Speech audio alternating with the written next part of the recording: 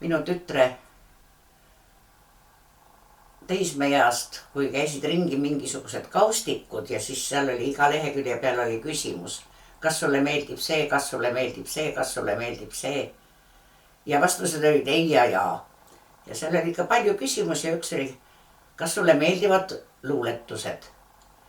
Ja siis oli üks naabripoiss meil külas parasjagu ja vaatab seda Kata, seda oraakliks vist nimetasid, kaustikut vaatab ja ütleb, kas sulle meeldivad luuletused, ei, jaa. Ei, jaa. Vaatab minu poole, ütleb, imelik, luuletused ei meeldi. See on samasugune lugu nagu iga teine, ainult teistmoodi kirja pandud.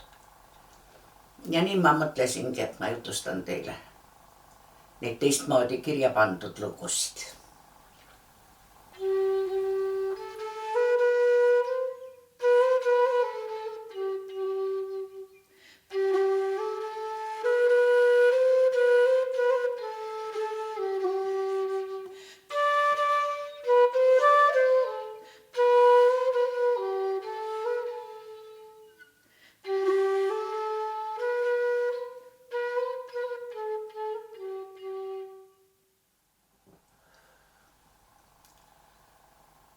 Olla rändur, külaline, kodutu kui tuuletee, heita ennast siia-sinna üle maa ja suure vee, tuua külma, tuua kuuma, igal juhul vaheldust ja siis minna teab mis suunda, tundes kerget kahetsust, tundes vaikset hingepiina kõigest, mis jäi poolikuks, nagu ikka külaline, kellel ees on veel üks uks.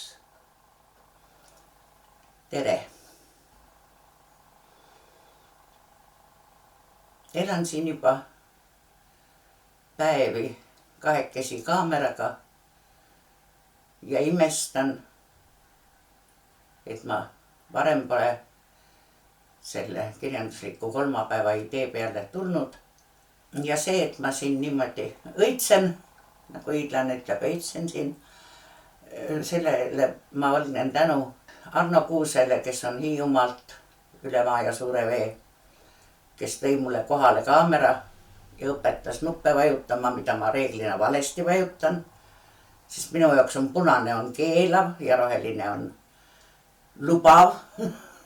Ja nii ma olen pannud rahulikult selle rohelise, mis tegelikult paneb apastraadi kinni ja lugenud salme ja rääkinud lugusid tühja.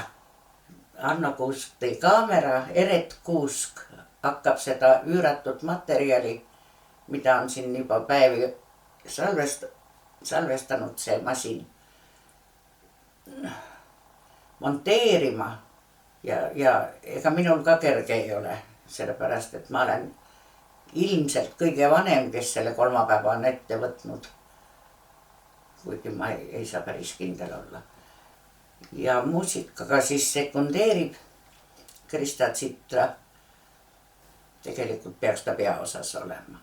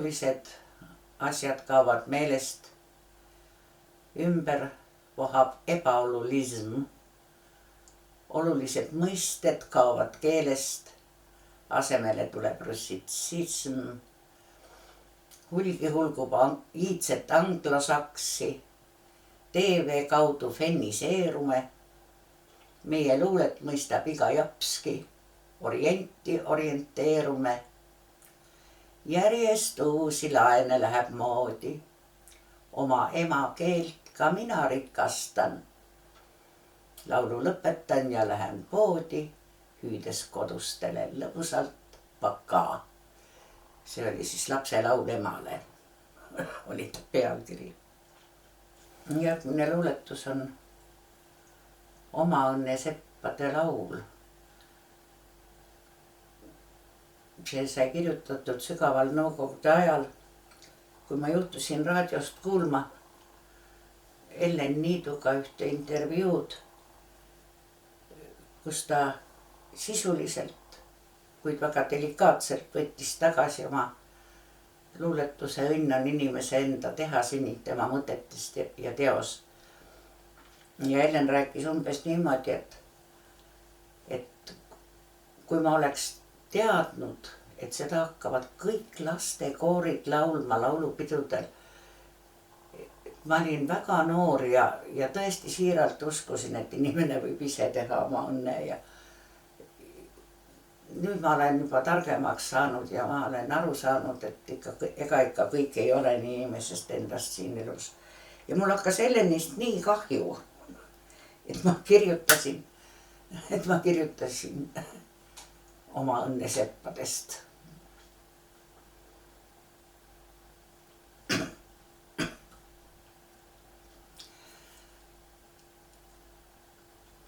Jälle sa avastad tõde. Kedagi võtta ei ole, kui tuleb peale sul itk üksindust õhkuvas öös. Eks rõõmu mägede harjul, kõigil su paremail ajul, kaaslasi leidunud küll oma õnneseppade seas. Nüüd on nad laiali kõik, üksinda ääsi ees istud. Lõõtsa poiss läinud on ka rautama endale rõõmu. Temagi poiss tahab ise oma õnnesepaks ju saada. Nii sina istud ja vahid, alasid, haamrit ja tuld. Tuligi kustub pea vaikselt, kui keegi lõõtsa ei tõmba. Jäävad vaid alasi, haamer, sina ja sinusse itk. Siis tõstad kurbuse jõuga kõrgele tohutu haamri. Lased ta langeda sinna, kust kord sai alguse õnn. Alasi puruneb põrmuks, seejärel koda ja pada. Hirmus on kurbuse vägi, kui ta kord pääseb su seest. Siis oled üksim kui üksi, siis oled täiesti ise. Siis oled just nõnda vaba, et rahus nutta sa võid.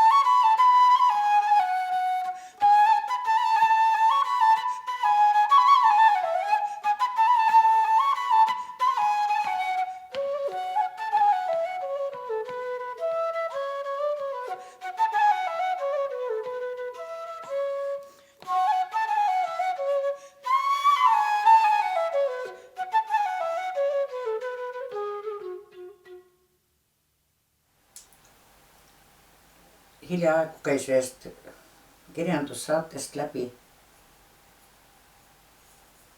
tõdemus, et luule muutub järjest teatraalsemaks. Ja kuidagi naljakas tundus see mõte sellepärast, et kui mina noor olin ja alustasin, siis minu luulele heideti just teatraalsust ette. Ja see Fööniksi enesetapp, see on ka teatraalne luuletus.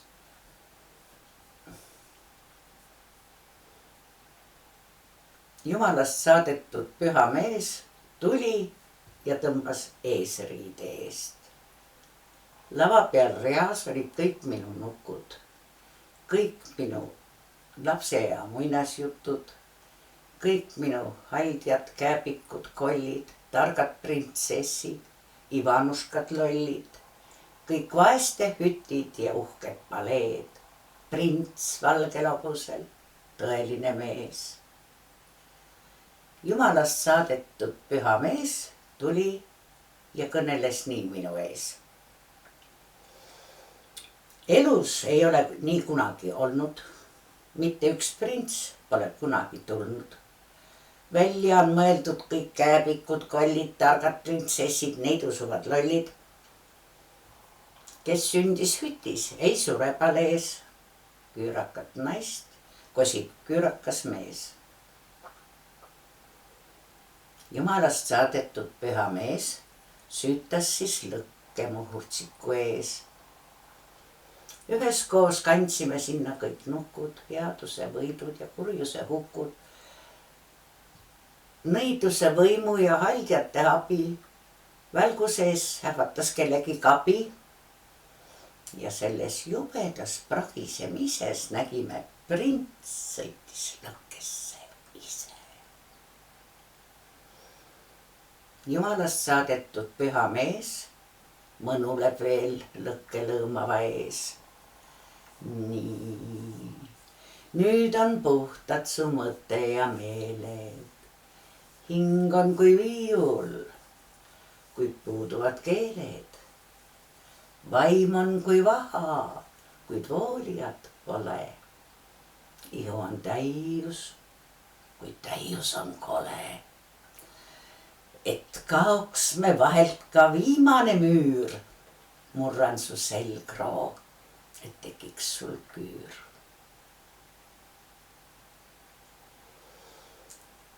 Jumalast saadetud püha mees, kuula, nüüd kõnelen enese eest.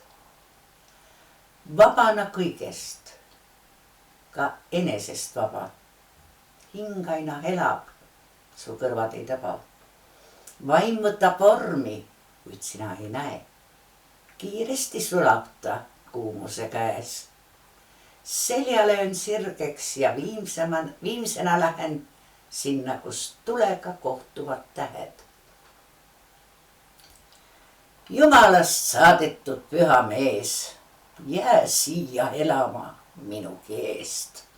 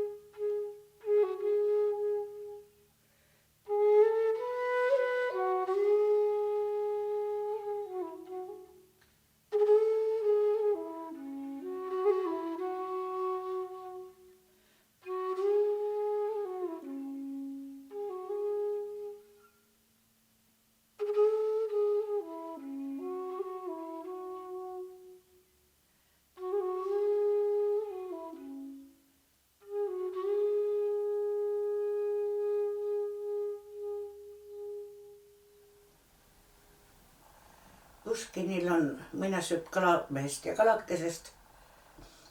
Aga minu muinasjutt kalamehest ja kalakesest algab selle koha pealt, kus see viimane soov saada ookeanide ja maailma valitsejaks on soovimata ja ollakse parasjagu võimutipul. Igatsen oma kuningriigile kergemeelset kuningat, sest raskemeelsust on mul endalgi küll. Igatsen pillajat kuningaks, sest kogumatagi koguneb liigset vara. Igatsen laulu, sest ise ei pea viisi. Igatsen nalja, sest naerda ei viitsi. Igatsen tantsu, ehk tantsiksin siiski. Narri pean kuningaks tõstma. Halvasti keskjätar tundsid sa oma narri. Narr käib nüüd ringi kuningarüüs ja kedagi enam ei narri. Narr on nüüd tõsiselt tähtsust täis. Tal esineb raskemeelsust. Narr naerda ei taha, vaid ringi käib ja uurib õukonna meelsust. Laul, nali ja tants on keelu all nüüd kogu kuningriigis ja kuninglik paargi on põlu all nüüd kogu kuningriigis. Ja vara ei põrmugi vähene. Tõus on nii kiire, et langus vist läheneb.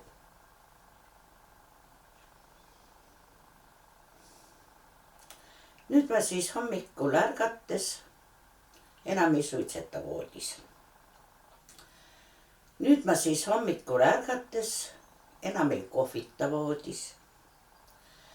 Nüüd ma siis hommikul ärgates panen end ise riide.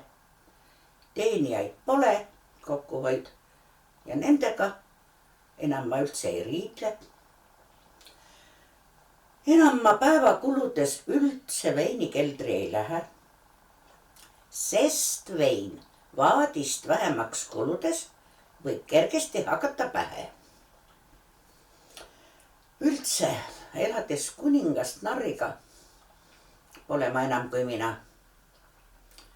Tunnen ta kõrval end narrina ja unistan lõhkisest künast.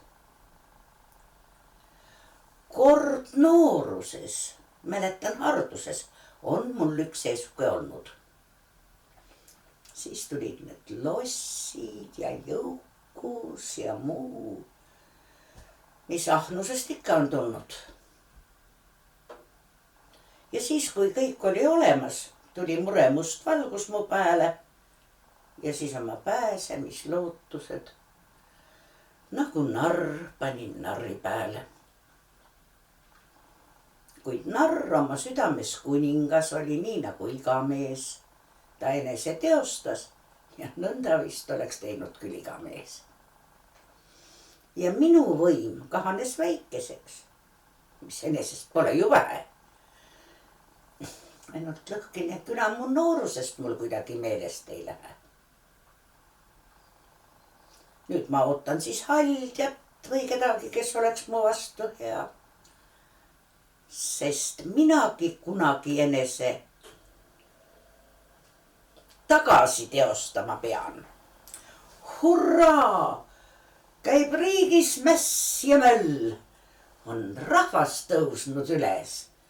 See tubli rahvas, millal küll ta mõistus ärkas üles. Hurraa! Aidad põlevad.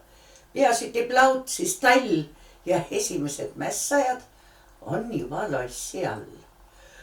Hurraa! Nii vaeseks vabana saab kogu riigi rahvas ja vaesena ja vabana end eluaeg peab vahvaks. Hurraa! Näe, meie kuningal on seljas narrirüü, on parim hobu tema all. Ta on pagedand püüd. Hurraa, hurraa, hurraa, hurraa, hurraa, hurraa. loss põleb küünlana. Hurraa, hurraa, hurraa, hurraa. Mis kuningannast saab? Sel päeval, kui madin algas, ma ärkasin üksinda. Kuningas laskis jalga. Panin suitsu põlema. Siis kõndisin lossi kööki, et keetaks kange kohv. Mu jumal, kui rahvas röökis. Mu jumal, kui mõnus on oht. Kui loss juba altpoolt põles, aitasin mässajaid. Panin räästasse mõned õled, et saaks puhtaks see paik, kus minu nooruses oli lihtne onn ja küna seal ees. Kui loss oli üleni tuli, seisis üks mees minu ees. Ta võttis mu, nii nagu olin, öösärgis kätele ja ütles, et viima tuli mind veini keldrisse. Seal kruusi veini me jõime ja jõime veel kruusi või kaks ja uksed kinni lõime, et meid ei segataks. Ja mees ütles, et on paha, et mu öösärgil nimi on peal. Sest uksed murtakse maha ja siis lendab minugi pea. Ma võtsin siis öösärgi ära ja oli ka viimane aeg, sest kelder sai äkki täis kära ja käras sai kord korralt naer. Sest kes seda enne on näinud, et ajal, mil lahing keeb, üks mässujuht keldrisse läheb ja naistega nalja teeb. Ja siis peeti kohe ka pulmad, sai öösärgist pulmakleit ja veinikeldrist sai kirik ja minust sai täitsa eit. Ja mu taat ise ehitas onni sinna paika, kus oli palee ja me pulmakink, lõhkine küna, ilutseb läve ees. Ja mu taat püüdis pulmaööl kala, kuldkala lainetest. Ja mu taat oli küllalt kaval seda varjama minu eest. Ega targemat olnudki teha, sest hästi teab tõeline mees, et naine, kui võimalus anda, kohe vana vea uuesti teeb.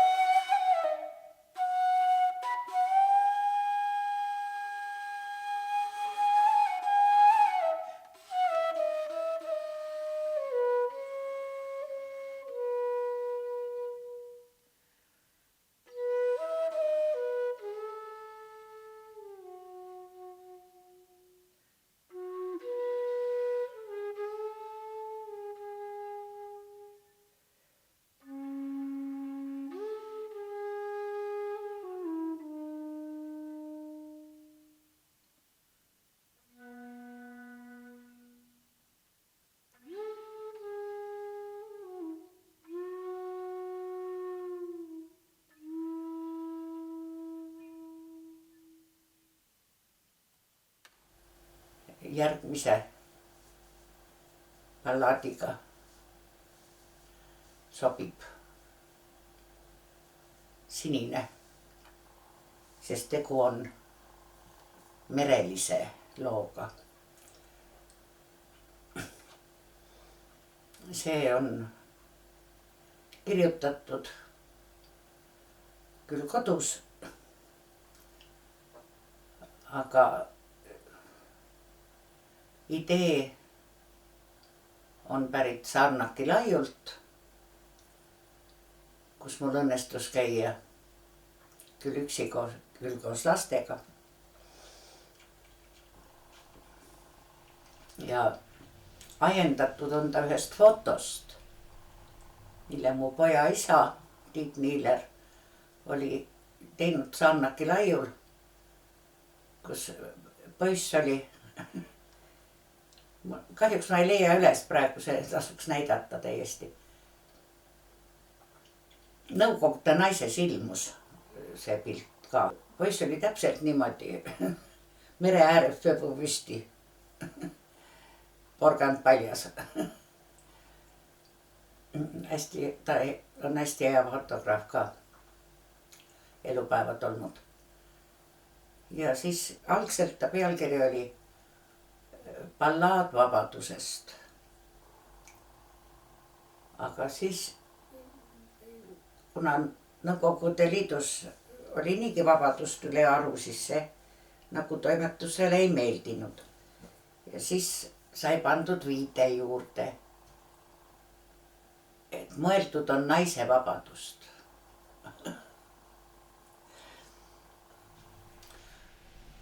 Ma olin ihuüksi väiksel meresaarel, paar maja seal, saun, suveköök ja kaev. Ma olin üksinda ja õnnis sellel saarel, sest hetkest alates, kui lahkus viimne laev. See laev viis kaasa kõik, kes kartsid talve ja sügisrajusid, mis olid juba teel. Kõik lahkusid. Kuid minu ainus palve käis nii. Mind laske olla veel. Ja jäingi saarele. Pea lahkusid ka linnud.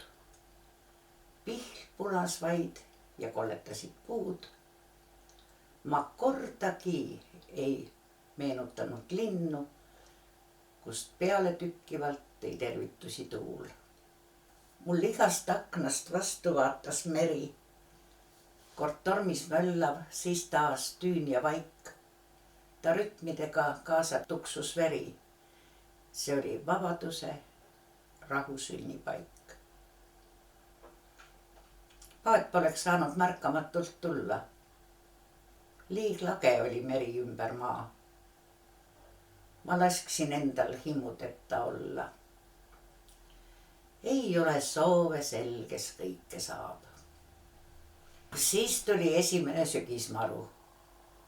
Uks lendas käest ja kargles kaevukook. Puud maani paindusid ja ma ei saanud aru, miks kiviaiad püsivad veel koos. Hiidlainet käisid sauna ukse alla. Mäel tuulik pöörles lausa omapäi. Mu pestud pesu pääses nöörilt valla ja rumal on, kes küsib, kus see jäi. Torm oli korralik. Ka vihma ohtralt sadas.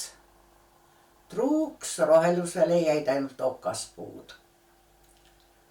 Kuid teisel hommikul mu meri kaua magas. Nii nagu poleks iial olnud tuult. Ja päike tõusis, nagu tunneks huvi, kas alles jäi see tillukene saar.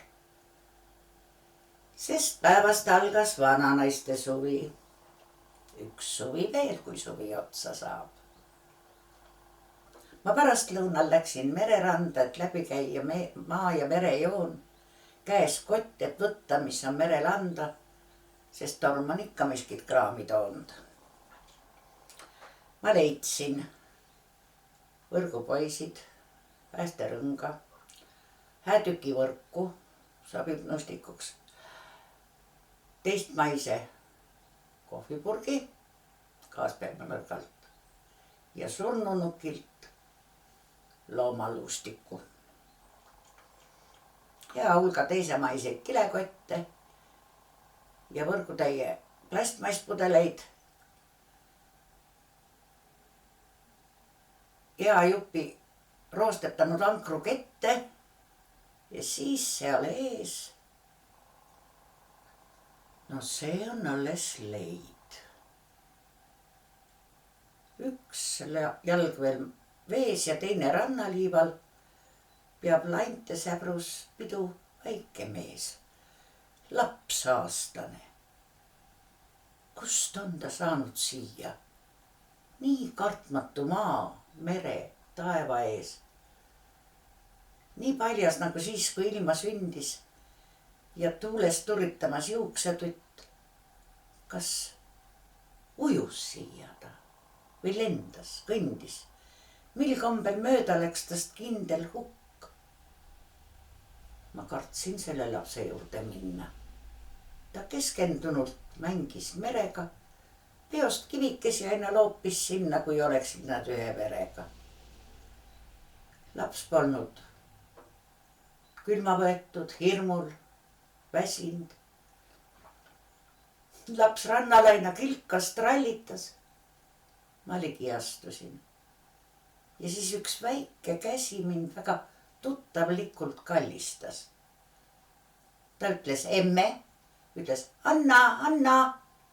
Laps süles on mul 100 jalga all.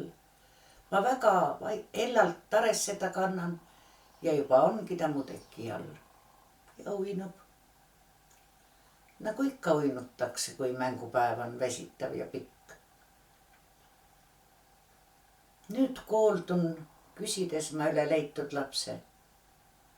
On koduks meri sul, maa, taevas, igavik. Kust teadsid siia minu juurde tulla? Miks köitis sind just siin see väike saar? Su leidsin taevas, pea, jalg, meres, teine mullal. Kui kauaks minu juurde jääda saad? Mustmiljon küsimust. Ei ühtki vastust. Vaid vastutus ja uue elu usk. Ma jahmun tõest just praegu avastatust. Ma lapse vang. Mult võeti vabadus. Pean saarelt lahkuma veel enne talve. Pean rannas häda tule süütama. Ööd päevad olema pean juhulaeva valves. Pean ja pean. See hakkab tüütama. Kui mõte jõuab selle käänu taha, laps unes äkki lahkelt naeratab. Mu viimse vabaduse kustutab see maha. Ma lähen randa lõket tegema.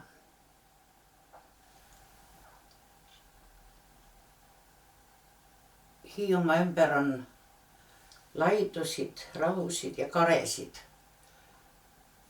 Üle 300. Ja selle poolest on see üks rikas maa.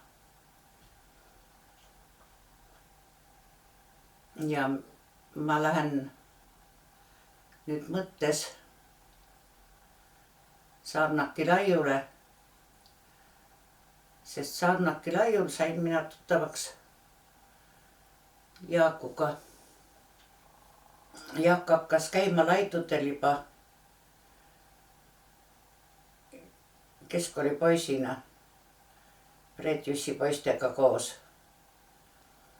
Ja mina sain temaga tuttavaks siis, kui ta oli juba lavakas. Ei, ikka keskkoolipoiss oli veel 78. Niisuke suur erand oli veel, et mind lubati terve kooliteatri trupiga minna ühel aastal sinna paariks päevaks.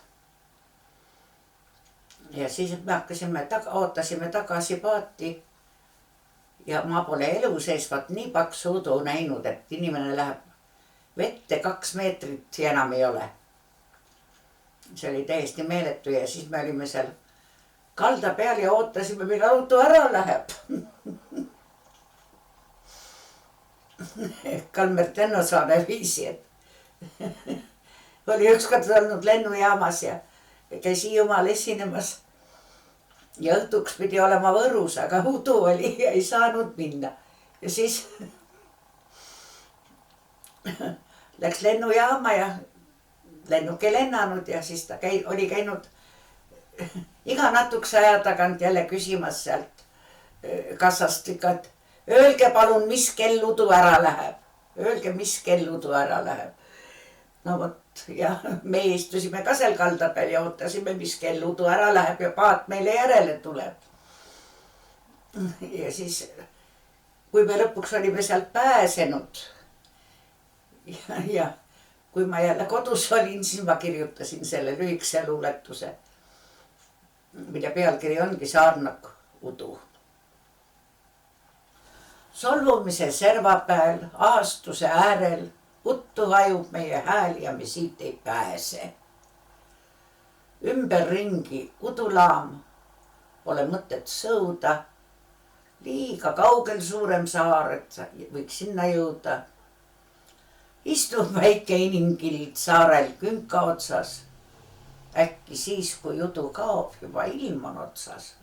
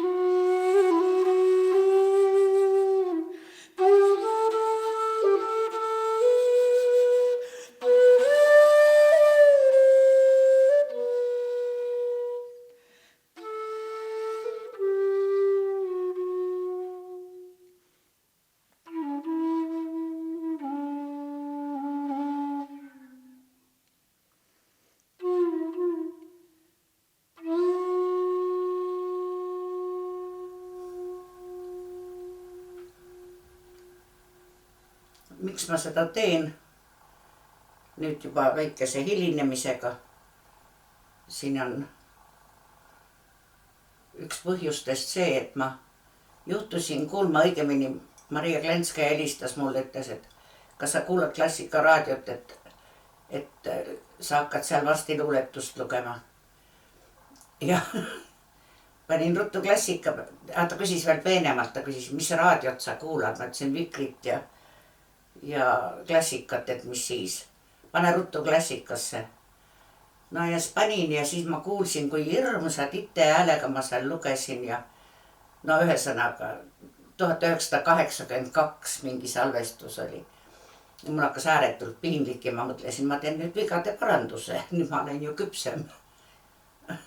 küpsem lugeja. See oli üks põhjus. Ja teine on see, et Jaak meie juurest ära läks ja Jaak armastas lugusid. Ta kogus lugusid, ta kuulas lugusid, ta ärgitas inimesi lugusid jutustama, ta salvestas lugusid. Pimemuna kaos on ajendatud kõnekäänust Pime kana leiab tera. Ja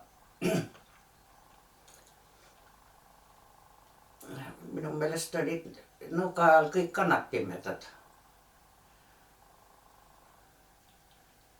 Ja tera leiti väga vähe.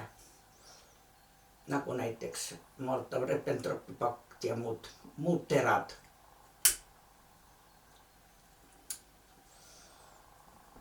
Ja viisin selle siis Loomingu toimetusse ja üks kirjanduslik korüfee juhtus ka selle toimetaja toas olema ja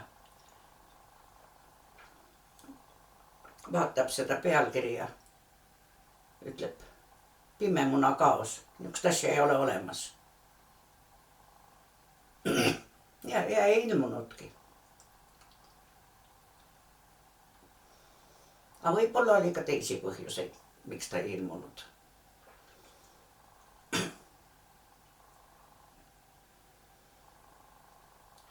Haiget teete. Ümberringi terve maailm karjub valu. Muusikas ja maalikunstis aina valu. Võõras ilmast nagu omast vahib valu vastu valu. Pime põrkub pimedaga, kanad nokka pidi koos, tühjust sünnitamas nagu halvas pilaloos. Väiksed lapsed, varavanad, noored pole noored olnud. Vanad eal ei vanaks saagi, kust nii palju valu saadi. Maailm valuvana, kus on tera, pime kana. Üks pime kana leidis ükskord tera. Ei enne taibanud, kui tundis valu maos. Sest peale hakkas maailm mõrranema, sest peale algas pimemuna kaos. Rajuhoo alates varjusin kirikuvööruse alla. Mitmeidki patuseid varjus siin. Vihmaga kallas ja kallas. Mõnedki hirmuga viisid end sisse ja altari ette. Mindki seal kõnetas püha vend. Haiget teete, ümberringi terve maailm karjub valu. Muusikud ja kunstijüngrid aina valu. Pime põrkub pimedaga, kanad nokka pidi koos. Tühjus sünnitamas nagu halvas pilaloos. Ja nüüd tuleb positiivne programm. Kui saaks nõnda palju teri, et see hullus püsiks koos, siis vast oleks vähem valu Eesti rahva ajaloos. Kui ma seda praegu lugesin, siis sain aru, miks ta nõukogude ajal ilmuda ei saanud.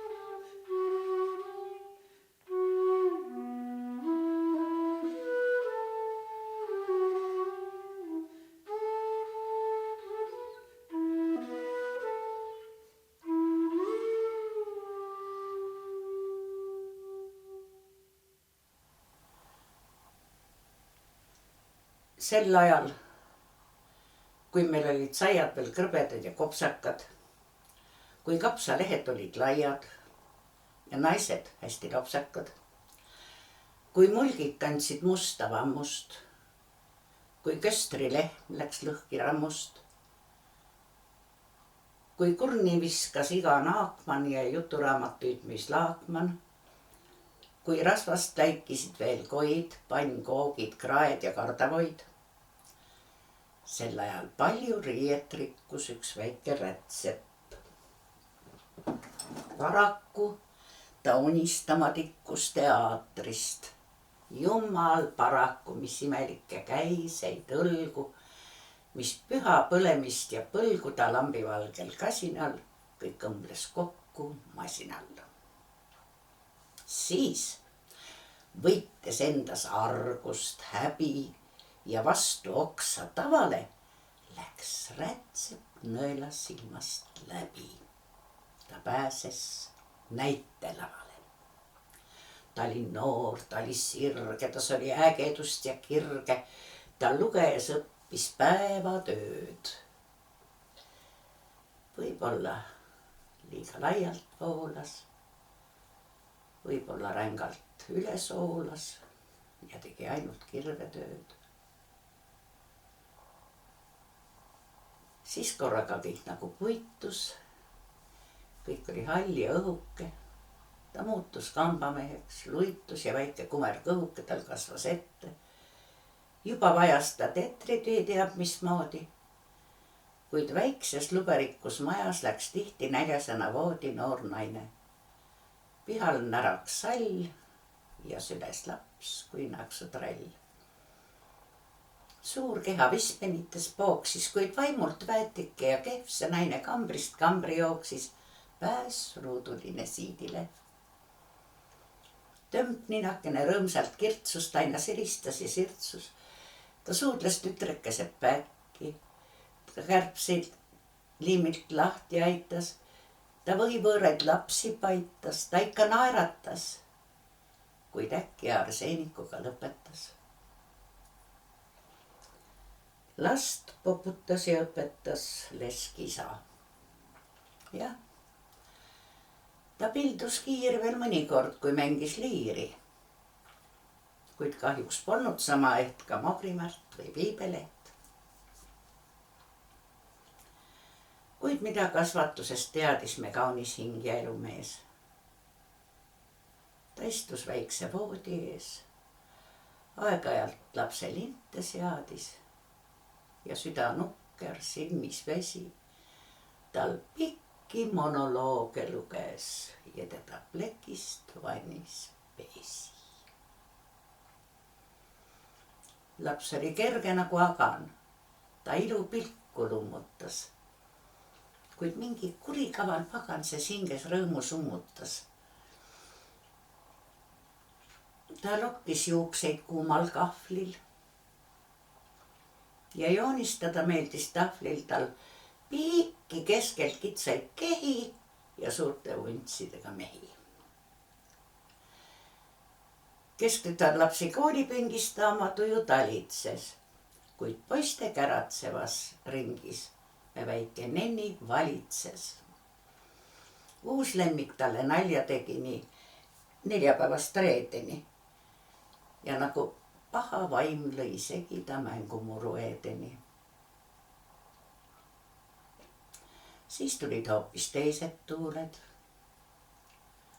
kuuvalgus, udemetes huuled, kõik armuarad annused, siis tantsumürgli kabinetid käest läinud, õppurid, kadetid ja kõlisevad kannused. Ja nagu vältimatud lülid, siis tulid võistlejate tülid. Sõim, vanded, lõhki kistud kõrvad ja mõned kurvad enda mõrvad. Sel ajal igast kõnetoolist me noorte kriisist kisati ja linna tütarlaste koolist must lammas välja visati. Murtemad õhutasid põlgu, sõbrannad kehitasid õlgu.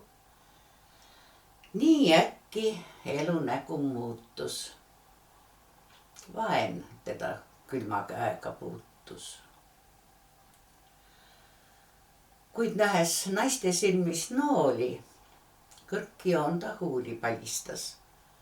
Liig ruttu tugevamaid pooli ta väike apsat alistas. Tal kevadine torm ja tung tõi pilku julgust. Kartlik pung nii puhkeb, küsimata milleks. Meel lõhnaliseks purpurlilleks. Edasi võib igaüks ise lugeda, mis sest asjast sai.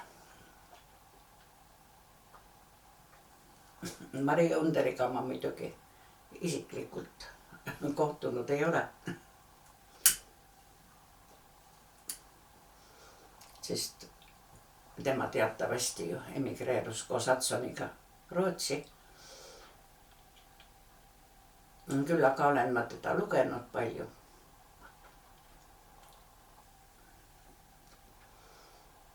Ja Paul Rummoga, Paul-Eerik Rummo isaga teinud ka ühe ringsõidu Eesti külaraamatukogudes Underit tutvustades.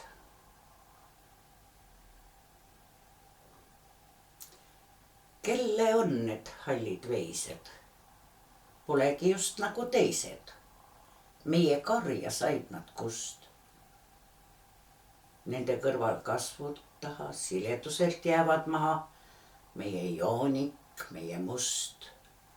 Ennäe sarvi, ennäe lõugu.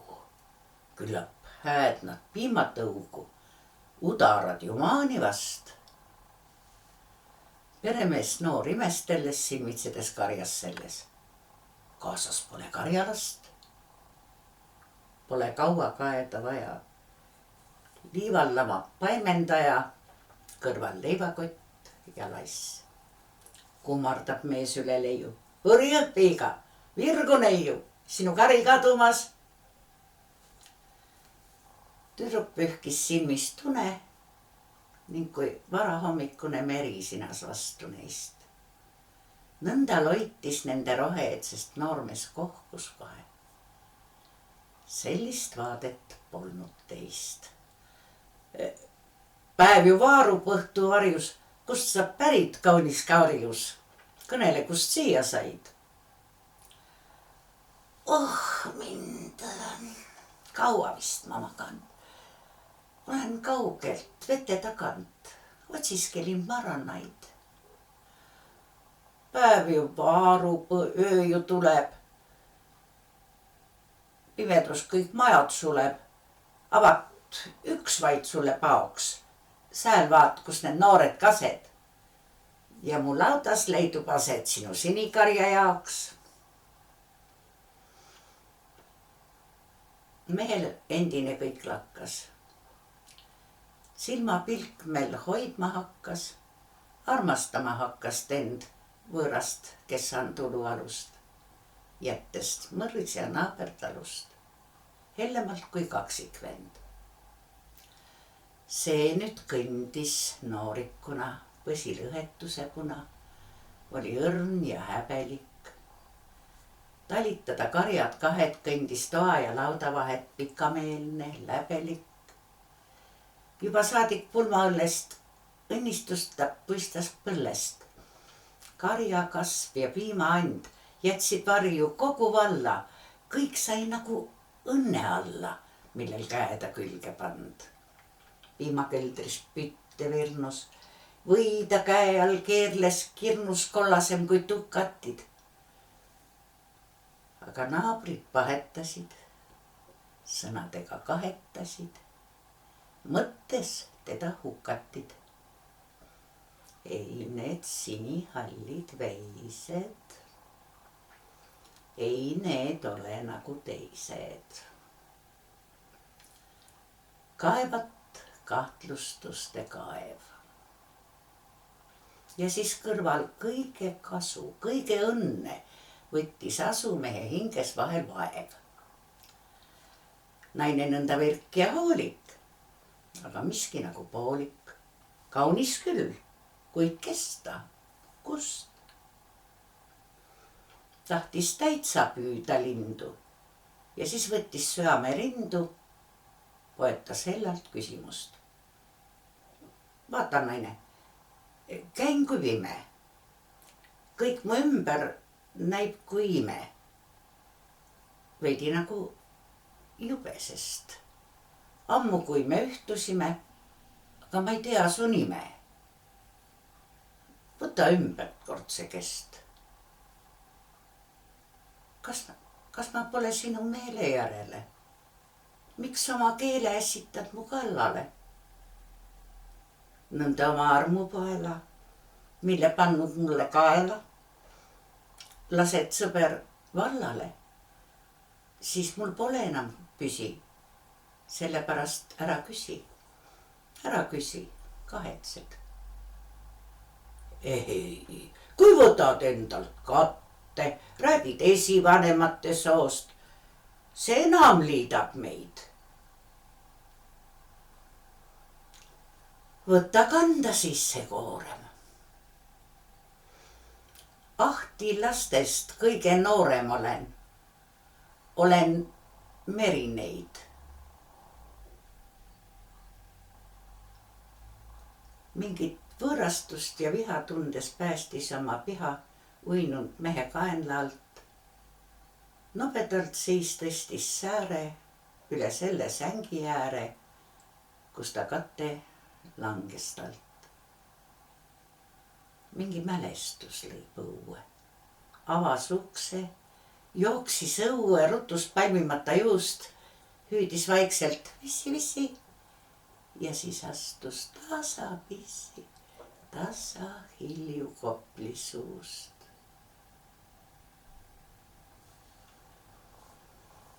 Ja need sinihallid veised, mis ei olnud nagu teised, võttis kõik ta oma hoole alla, astus mere poole, astus sinna tulnud kust. Nende üle laine sinas, aga laudas kurvalt inas küüdik härg ja mullik must. Aga selle, mis on Underist ajendatud, selle ma siis nüüd loeksin teile. Mul on niisugune tunne, et teid on tuba täis praegu. Niisugune tore tunne. Ega teid ei häiri, kui ma suitsetan.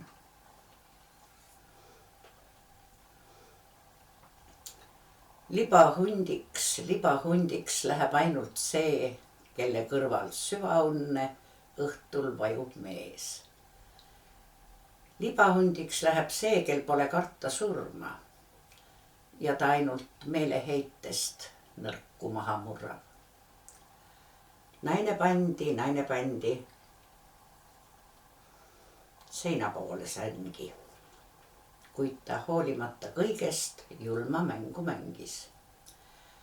Üle mehe magava ja üle sängi ääre astus, hundinaha võttis ja läks metsa äärde. Lambailaga puudus loomavaist, sest nad lõhnast ja laastest tundsid perenaist. Sellel ööl ta maha murdis kogu oma karja. Hommikul ta oma mees, ta kuritegu varjas. Tema naine oli kogu aja tema kaisus, tema kaenlas, tema rinnanajal. Tema naisel pole iial nõnda terveid hambaid, et ta suudaks ühe ööga murda sadu lambaid. Nõnda kordus öösse mäng. Ikka sama hundinahk ja ikka sama säng. Nõnda kordus tapatöö veel väga mitmes karjas, kuni naine otsustas, et enam ta ei varja. Hundinahas heitis mehe kõrva. Hundisaba kaela ümber põimis talle õrnalt. Iseenda jaoks tal oli hambushõbe kuul. Hundikeelne hauakõne oli valmis suul. tõusis tööle hommikul ta mees. Kähku olid rõivad seljas, kähku lüpski ees. Tõusis, võttis kerge eine, rubladega mängis. Aga mitte ühte pilku ta ei heitnud sängi. Naisel lõpuks kõigest villand sai. Hundinaha selga jättis, läks ja hundiks jäi.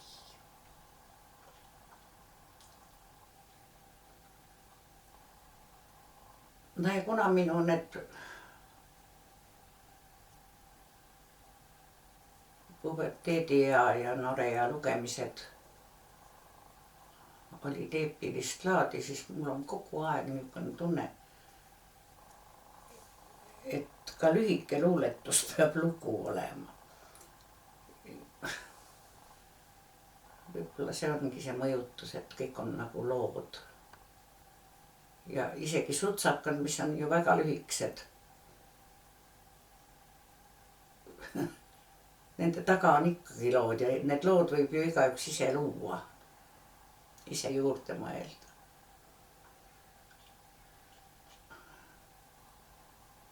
Tütre sünni puhul, tegelikult see ei olnudki sünni puhul ma kirjutasin sündanime, aga hiljem, kui ma käisin seal, kui see suur selgeltnägemine moodi läks ja kui ma käisin seal nõiakoolitusel 1991, kadunud Toomas Leito veel andis mulle nagu komandeeringu sinna, see oli hirmus kallis kursus.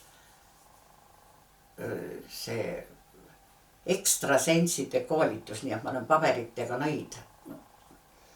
See maksis 3000 rubla, ärge naljatage, see oli jube raha tol ajal. Ja seal oli 300 inimest, kujutage ette siis, milline teenistus. Mingi Kandõba oli nimi siis niisugune. Ja mina olin seal nuhina muidugi. Enamikus olid venelased. Aga ma usun, et neid Kandõba õpilasi praegugi hulgub meie hulgas veel. Kasvatavad neid energiakärasid kätega ja oi jumal igasugu vigureid. Aga siis ma kirjutasin oma tütrele, kirjutasin nõiatütar. Nõiatütreks sündida pole üldse kurb ja kole. Selle üle minu laps elus ainult uhke ole. Ära pilku maha pööra, ära tõmba küüru selga.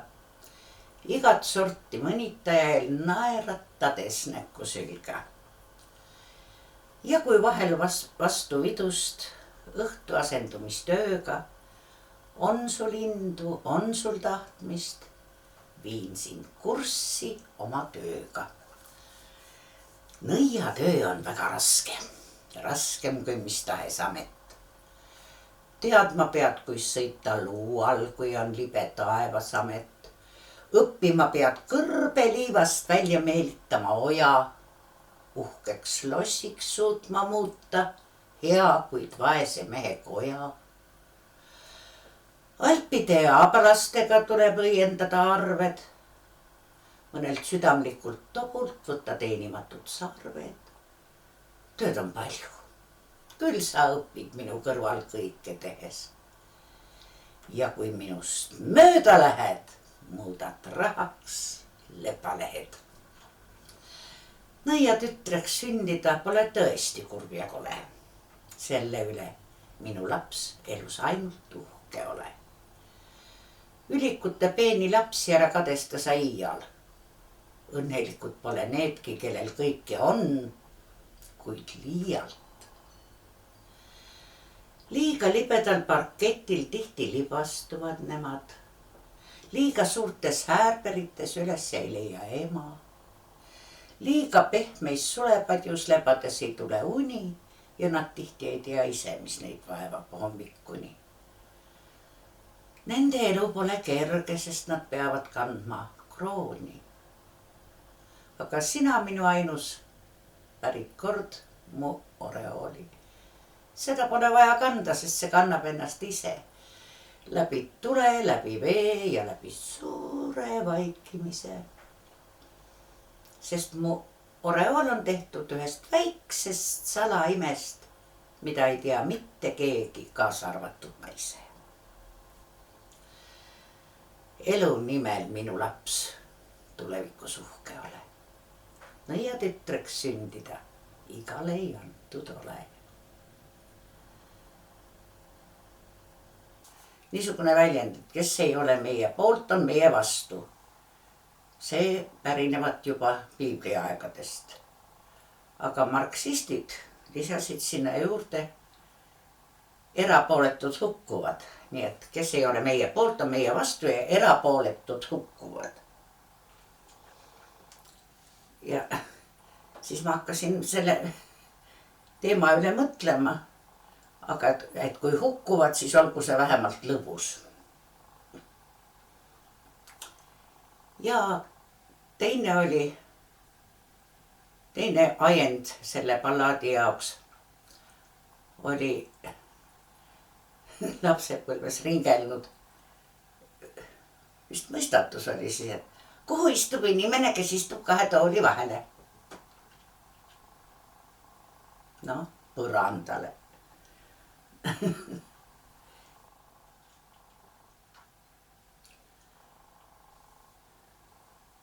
Ja jälle tantsivad nad kuristiku serval. Need, kes on välja aetud saalidest.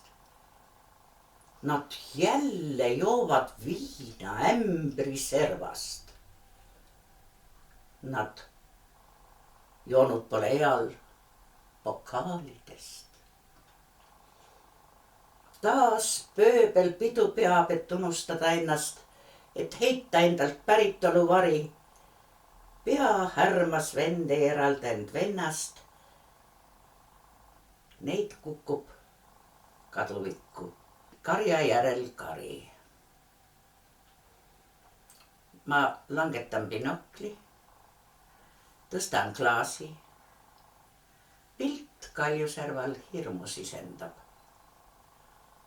Kui äkki märkan, et ka selles saalis vend venna verejänus kisendab. Vaid meetod erineb. Seal nuga, buss või kirves, aus lõuahaak või naiste ehe riid. Siin mürgiklaas, duell, galantsed irved või hirmsa vaimujõuga sõlmitud intriig. Ma oma soodu tühjendan pokaali. Ei vabandage, kokku ma ei löö. Ja tasa hilju lahkun sellest saalist ning rühin kuristiku peole läbi öö. Hoi, trahvilöögid, üks siin tuli juurde. Neil on ükskõik, kes joob, siin sööb või lööb. Ma langen rahulolemisse suurde. Vein lõpuks kõik ju sugulasteks teeb. Näe, ämber tuuakse. Ma selle tühjaks joon.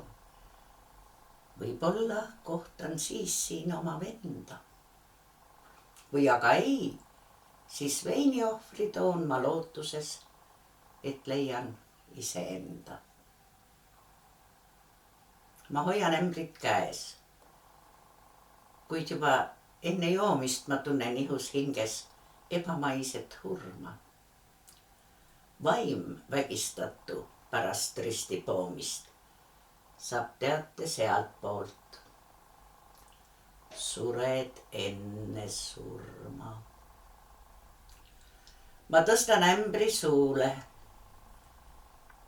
Rammu kätest ent äkki kaob. Jääb joomata see vein. Ja oma viimset jõudu kokku võttes ma äkki tean, mu tapab teine vein, see natuke, mis säteles pokaalis, ei vabandage, kokku ma ei löö. Kuid siin on teised kombed kui seal saalis. Ma tunnen, kuis mind keegi selga lööb. ma kaldun kuristikku. Lendan, lendan, lendan. Mu rõõmujoovastus on enam kui ekstaas. Ma löögistiilis tundsin ära venna ja suren enne, kui ma puutun maad.